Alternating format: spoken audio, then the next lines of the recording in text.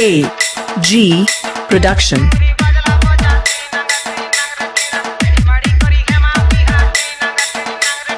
D J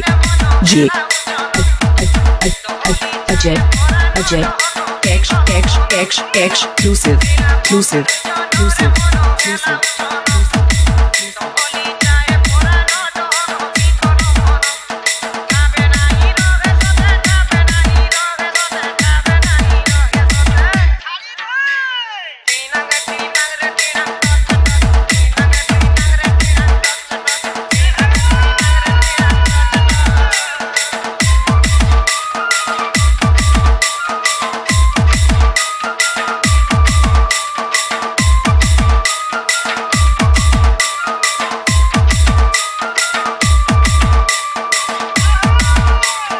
A J A Y